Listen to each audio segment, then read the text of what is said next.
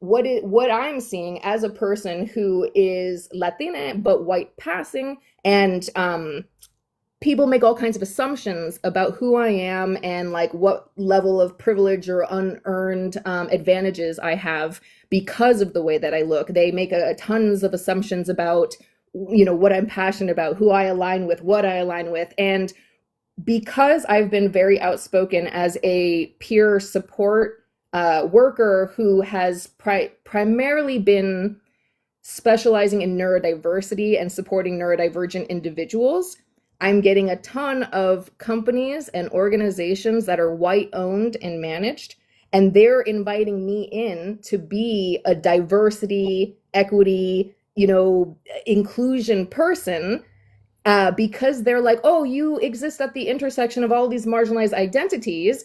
But then recently, I've even had one of these people talk about how they didn't want to hire somebody who was a Black woman as this role.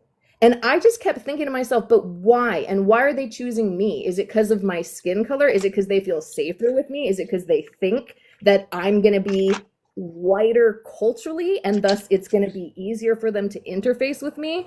And this has become a thing that I'm nervous about because I am not easy to interface with when you're indoctrinated in white supremacy. Like, I am very much against that and very vocal. And so what I'm afraid of right now is that my whiteness or proximity to whiteness with my pale skin tone is causing people to think that I am somebody that they want on their team to help them appear more intersectional or more aware or more geared towards supporting minorities. And I am struggling ethically with this right now. So I wanted to bring this to you to ask, have you heard of this been happening with others like me?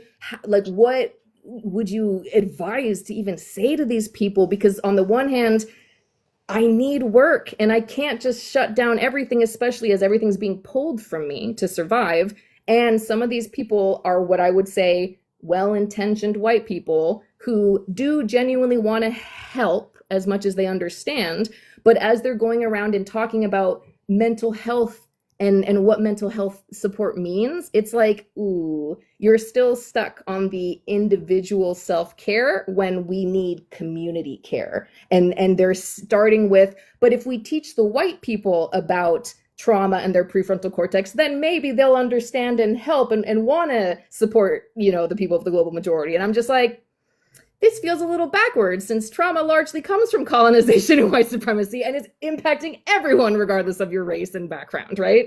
So this is where I'm kind of wanting to have this conversation because intersectionality to me is so important right now, intersectional advocacy.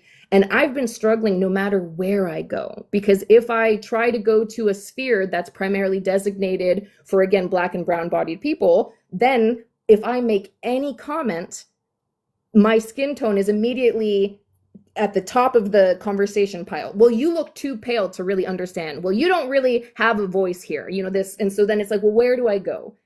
Who do I talk to? How can I find community when every single place takes issue with some part of me? And that is the crux of the intersectional identity issue. So I would love to hear your perspective and your ideas on this particular strange issue that is cropping up right now because of whiteness just being shoved down everybody's throats right now, and especially in Turtle Island. Sure. So I appreciate your sharing that. And under the banner, the literal banner that's above your head, um, I think there are a couple of things that come to mind. One is you've talked regularly, and for those, I imagine that there are many people here who are not familiar with you. I welcome all of you. I believe there's all four of you. Thank you for being here. You've talked about um, the word white as an adjective and a noun in a couple of different ways. Mm-hmm. Um, in this conversation, you've already now talked about proximity to whiteness. So you describe that as being white adjacent. There is white passing, Hmm. which is very much about the photons that hit other people's eyes. Yeah. In other words, your visual appearance. Yeah. Um, and then I think there's one other term that you have used, White presenting. white So presenting. if you are a person who, according to photons, cannot pass as white in any capacity or European descending, then what happens is colloquially called whitewashing and code switching, but to the point where it's like you've lost your original identity, whether it be black or, indigenous or whatever, and then you are presenting in a white way. And that can be the way you talk, the way you dress, the way you act, the activities you participate in, who you hang out with. And that's part of that proximity to whiteness, because the more that you present as white, the more you are adjacent and adhering to or upholding that system. So we've talked about these in terms of relationship to whiteness. So there's the passing, which is appearance. There is the presenting, which you've talked about is associated with identity, and then there's the adjacency, which has a cultural aspect, but all of it is relational. Mm-hmm. What I want to hone in on here with that context, um, do you think, well, okay, I saw something very interesting before we started this live stream today. It was on LinkedIn of all places, but really LinkedIn is like the only social media I'm on apart from Yeah, TikTok, well, yeah. and YouTube. I quit Facebook and Twitter and all that many years ago now. Um, it was an interesting post by somebody I really appreciate, a person who is an indigenous person, and they made a post about how if a person who identifies as white comes out as non-binary, Mm. it does not automatically inherently make them a member of every oppressed group there is. That privilege still exists in that case, um, even though there is a piece of identity that is a marginalized identity. Mm-hmm. Um, and that within that conversation, there was the distinction between self identity, the way we identify, and positionality, which is where we are placed within systems of power. Mm. And I would like to, as best as I can, gently in real time, surface this a little bit in your case, Yeah, because you are white passing, yeah. but you do not identify as a white person. And anyway, So I could mean, the you, most I would say is, you know, elaborate on that for our audience just a little bit, yeah. in the distinction between white passing as a relationship to systems of power and your identity, the way you identify. Right. Yeah, absolutely. So the only reason I would even like say that I'm half white is because of the positionality, more so than anything else. I would say culturally, I'm barely white, like in any way, right? Like even in on my mom's side of the family, and they're just white American, like that's it, right? They, They've they, been, yeah, like European they mixed, are from Europe. well, many, many generations ago, right? Yes. Mm-hmm. So yeah, they've been born and raised on Turtle Island for generations. And thus, many of them do not have any cultural or like personal attachment or affiliation with any of their European ancestry. Like, because it's just been so long that they've been in this particular place. So so that side of the family would constantly, as I was growing up, be bringing me into white spheres. So I was put into various Ivy League prep schools. And even though they were considered progressive and liberal at the time, trying to focus on diversity and making sure they always had a specific, quotient or population of students who were from marginalized backgrounds and whatnot, um, it was very clear they were all white systems, white run, white, supremacist, everything. And as a child who on my father's side, I'm Catalan Cuban, and this is very confusing for a lot of people because they're like, well, doesn't that just mean that your ancestors are all just European, so you're still just white? And I'm like, okay, well, here's the thing. We got to talk about what whiteness is, and we got to talk about what Latinidad is. And that is another thing that's having a lot of conversations right now because of the split that we're seeing amongst the European descended and white adjacent or white presenting Latinas, right? Because there are people who are not white passing that identify as Latin and don't identify as indigenous. And so those people will often have this level of cognitive dissonance where they think they are a member of the white ruling class. And thus we see a lot of lateral violence, and we see a lot of, in the minority spheres, people policing each other. It happens in Black communities too. I've heard a lot about how it's like, oh, if you speak with good grammar, you're like being white, And it's like, well, hold on now. Why are you saying that? So in every culture, you see it. You see proximity to whiteness as a mixed thing where half of the population is trying to do that, and then half is making fun of the other one for doing that. So we have this split in each of the minority community, and that's yet another divide and conquer tactic. So we're not even seeing how the whiteness is creeping in everywhere. And whiteness pretty much has very little to do with actual like melanin and like skin tone. That's the weird thing that people don't really understand, is that everybody thinks that white means looks like me. Right? That's what people seem to think colloquially white means. But actually, whiteness has pretty much nothing to do with your skin tone because it's a mental system and it's rooted in a binary thinking. And it has to be binary because binary is only two options. It's the idea that there is a one right solution or a one right way to think about things and a wrong way.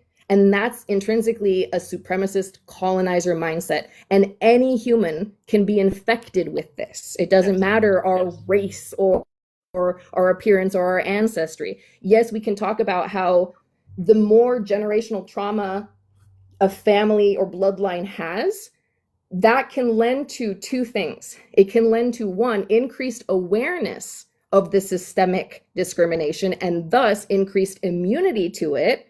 Or it can go to the other side, where because you have so much trauma, your prefrontal cortex and executive functions and ability to see things clearly has become warped, and you've fallen prey to the propaganda of the ruling classes when they're talking about how proximity to whiteness or this superiority-based mindset that is elitist, that is classist, that is rooted in nothing other than materialism, capitalism, colonialism, and imperialism. Like, and anybody of any race can do this, but the reason it's called whiteness is because with whiteness comes blackness, and with blackness comes anti-blackness.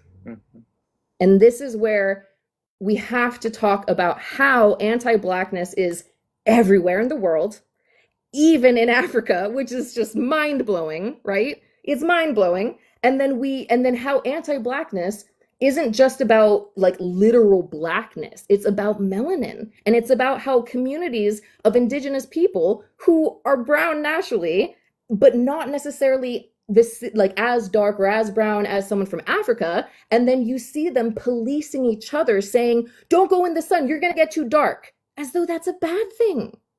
And it just blows my mind to see how this is being this white mentality, this whiteness, right? And thinking that, oh, the idea that there's civilized and uncivilized cultures, that there's, right ways and wrong ways to do things, that there's a one size fits all mentality, especially like when it comes to healing, mental health, when it comes to survival and what you think is important in the world. Like all of these things are rooted in whiteness when it comes to discrimination, because even though these mentalities did start before white people and Europeans ever even existed, it wasn't until Europe and white people evolved that guns, germs, and steel were used, and then boom, the global empire of genocide was created. And we have been stuck in this hellscape ever since.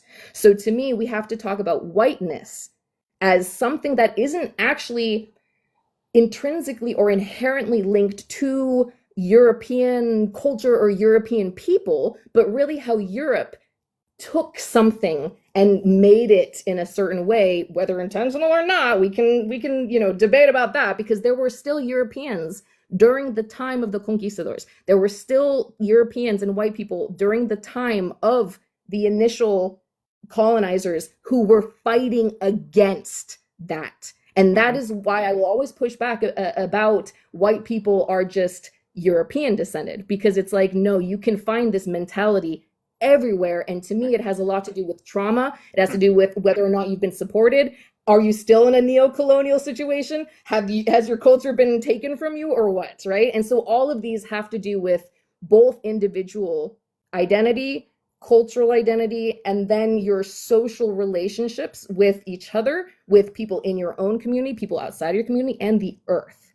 So to me, all of this, like literally all the issues in the world, can be linked back to whiteness, white supremacy, colonization, and like the imperialist mindset. That's just my personal opinion, but that's just the more I read about everything, that's what I'm seeing. It's all connected, you know? Yeah, definitely. And so and we could have I think a more extensive discussion about Europeans as people who went through the act of colonization. We could have a more Mhm. extensive conversation about that even more another time. I would be interested now to take, for the purposes of this discussion, take Mhm. what you have said about whiteness, Mhm. and map that into the specific event that happened to you earlier today or yesterday, which is, and I'm oversimplifying perhaps just as a summary, which is you have spoken with an organization regarding diversity, equity, and inclusion, and you were specifically told that they did not want to hire a black woman to perform this function. So there is an element that you raised earlier, the ethical quandary that you feel as a person in determining whether to, I would say, have a relationship with this organization, not just like Yeah, take the job, but have a relationship with this organization at all. exactly. Tell me, without revealing, I mean, because the name's not so important, Yeah. this organization does not have a unique mindset. I'm sure it's in many places, as you pointed out. Tell me, from your perspective, given what you've said about the nature of whiteness, what do you think motivated them? Yeah, not just to have that position, number one, but number two, to actually say something like that to you specifically. Oof, gosh, that one, yeah, that question alone is like a punch in the gut, you know? Like just thinking about that hurts, because it simultaneously demonstrates the white savior mentality and how justified people feel in saying these things, because they think that since they're in that position of power and privilege, even if they're not thinking it literally, like in those words, they still are acknowledging. Like I was specifically told that, oh, we're going to be focusing on these demographics because like in some words it's easier, is kind of like the language I was hearing, right? And I'm like, okay, I don't know how I feel about that, but to me, the reason it's tied to white saviorism, and then plus also it's an invalidation of my identity, and it's literally not even seeing me as a person to say that to me. When people, and that was the video that blew up on my Instagram. The video that blew up on my Instagram that went viral with the maggot people. It was the wrong crowd. I did not want to go viral with them, right? But it was because I was complaining about how people who are white will say things to me as though I'm one of them, and how yucky that is to me, right? And then I just got so many people shouting at how I'm white and shut up and blah blah, and like saying horrible things. But then they would say I'm white, and then in the next breath, oh, we can tell you're not white, and go back to where you came from. So it was very confusing, right? Because I'm just like, get your story straight. What do you even, you know what I mean? Like, what are you even angry at right now? Why are you mad, people? You know, like, and that's why I kept thinking, like, to me, it feels like a last ditch effort to hold on to the supremacy, a last ditch effort for the global empire of genocide that was built on white supremacy and really has this heart here on Turtle Island, right? Well, I'm not going to go into that, but it's like, I think there's a subconscious level where people know that this way is dying. White supremacy is on its way out. Too many people know. Too many people are awake now. And so there's, to me, it feels like a last ditch effort to hold on to some level of power. And that's where I'm concerned because I feel like I have to discern, find a way to discern, like, are these people serious in actually wanting to help and what they're doing when they're specifically trying to get mental health services to, end quote, hero communities like the cops, veterans, EMTs, right? These people, right? And I'm like, sure, they are statistically more likely to experience lots of traumatic instances because of the nature of their work. And Mhm. sure, they need support to work through things like all humans. And just helping these people with their mental health is not actually addressing the systems that are causing them to have mental health problems anyway. And I think the issue is it's one of those things where white people can't see whiteness. You know what I mean?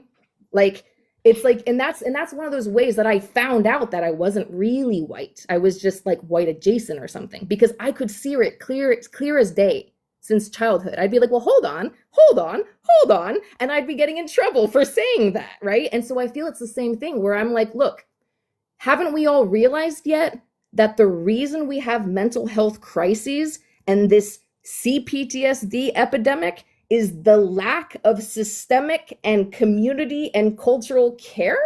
Like, why are you still going to the individual place? You know, like, even white people need community, even white people need better, environments than we have here. This hyper individualistic society doesn't work for anybody. And so to me, it's like, how can you talk about changing things for the better? How can you talk about addressing mental health crises without addressing the systemic issues that are, in my opinion, the root cause?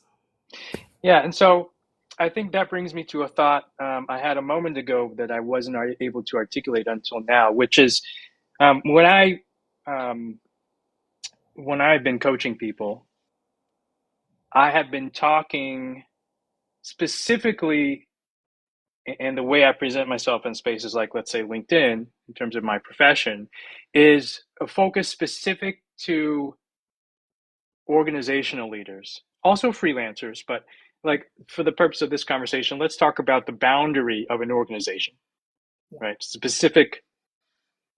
A specific boundary, which in some cases, like from a legal perspective, can be a very rigid boundary, like you're a registered LLC or a nonprofit or so on and so forth. And in other cases, can be a little bit more amorphous, like maybe you consider yourself a member of a certain neighborhood or community, you have an online space, right? To what degree does the nature of the organization as a boundary of focus cause us to look, let me phrase it a different way. Organizations have a certain function. Mm, And I'm not just talking about a mission statement, right? The mission statement may be the function that they want you to think that they have. But aspirational. leaving aside the marketing copy, all organizations have a function, or at the very least, you could say all organizations have a set of things they're able to do and a set of things they're not able to do. For this particular organization, the one thinking about these hero communities, let's say, um, to what degree do you believe, using them as an example, that addressing these I would say, target audiences, addressing these target audiences would actually help advance, I don't want to say replacement, but I'll just say replacement for lack of a better term. To what degree do you think focusing on these hero audiences, firefighters, police, etc., in terms of their mental health, would actually help advance the replacement of today's system, hyper Hmm. individualistic system, as you said, uh, would advance the replacement of today's system with a more community based system? Because I imagine that may have an influence on whether you choose to work with certain organizations. And so I think I want to broaden this out a little bit because there may be organizations that focus on these specific audiences, police, firefighters, as the one you just gave an example of. There may be other audiences, or sorry, other organizations that focus on audiences like youth mental health, maybe for students, maybe for people who have gone through the foster system, right? Each of those are still oriented toward individuals and helping individuals. And I'm trying to grapple with that a little bit because what would it actually look like, I think? Or maybe I should say, what are you hoping for when you think of this observation? Focusing on individuals is not enough. We need to focus on systems. What would be the nature of a set of work that an organization could do that would be addressing systems? And you've shared with me an organization, actually one based here in New York City, that is coming to mind, that talks about mental health in terms of systems. I've looked at some of their work, and they seem, and this is going to be unfair because I haven't studied them, but when I look at their work, I see them as a sort of like a knowledge space, a learning space. I wouldn't say, I mean, I hesitate to say more academic, but that's sort of what's coming up. Sure. Yeah. Um, it almost seems like a space that teaches practitioners to think in systems. So tell me about this work, and I know we're going all different places, but let me see if I can go back to this focal point. If you were to highlight work that does the systemic analysis and systemic intervention that you're talking about, what would that work look like? What would we do to be able to recognize that? And would you say that that kind of work should take priority over care for specific individuals in circumstances, police with mental health or youth with mental health, people in the foster system? Just tell me a little bit about what that would look like for you. Yeah. So the interesting thing is that for me, I don't actually think there is a need to prioritize one over the other because I believe that if you actually address the root cause, it's like dominoes.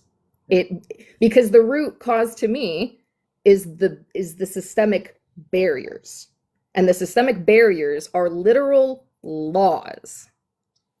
And these laws basically dictate what certain organizations, including government affiliated organizations, can use taxpayer money for. Mm-hmm.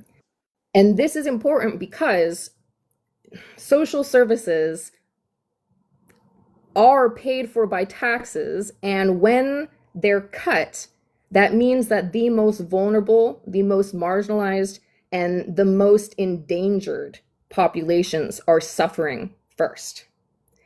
So to me, if we're honest about what's happening, then literally the thing that we can do that will basically set all of the dominoes in motion is to invert the power dynamic immediately and to prioritize those who are most vulnerable and cut from the top instead of the bottom.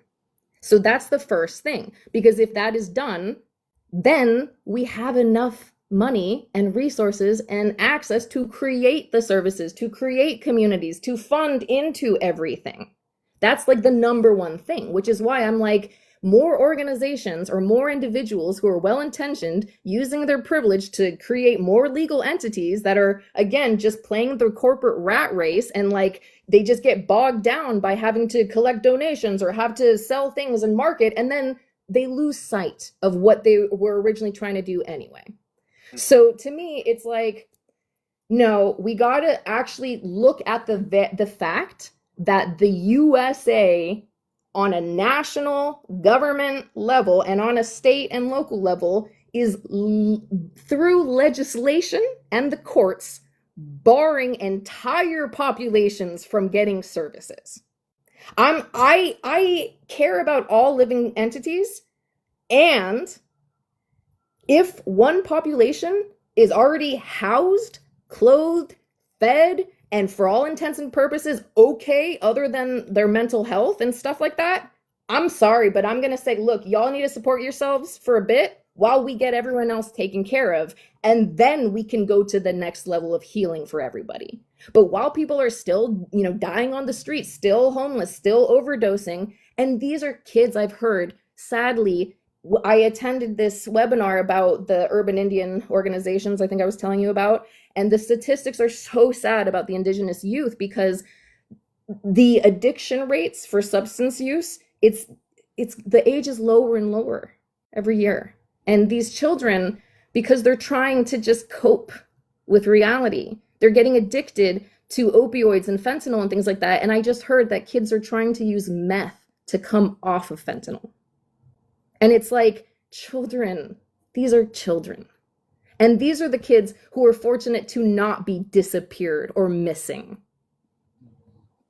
These are the kids who are fortunate to still be on the reservation. Like, think about that. Or in an urban center situation. It's just like, so to me, I don't understand how anybody can be thinking about getting people the next level of help when there is genocide and famine and ridiculous nonsense happening just because of the colonizers and the global north backing each other up, and people continuing to not be aware, again, giving you the benefit of the doubt, that you don't know how your iPhone's produced, that you don't know what's happening in Congo, that you don't know that there's 3-year-old kids in the mines.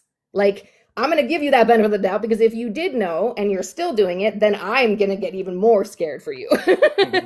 Where's your humanity, right?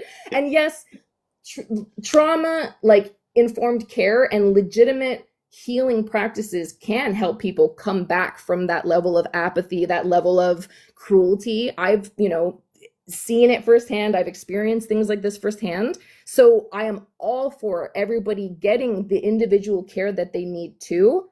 But how can we say that we're a society, that we're a community, that we're a civilization, that we're a species that is prioritizing the needs of only some of our members over others?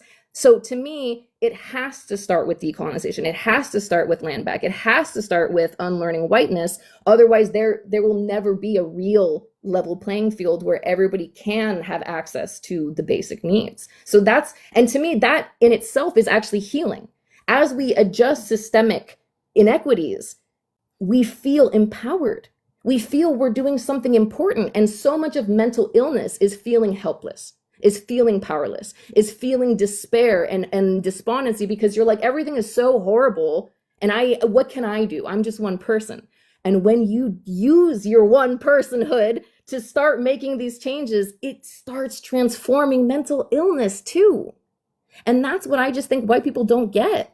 That the reason mental health and loneliness is this epidemic against the white, especially white men, white boys, well, look at the cultural messaging. Well, look at the family dynamics. Well, look at what they're being told is important, right? It's like just changing the culture, and the community will immediately cause a ripple effect when it comes to mental health. So that's where I feel like, look, pre-colonial, decolonial, everything that happened before Europe took over everything. Look at those practices. Look at what gets you in right relation with the earth and with each other, so you don't have to be dissociated and intellectualizing everything, because that's so unhealthy. So I'm like, I don't know, to me, it all will come from the same starting point.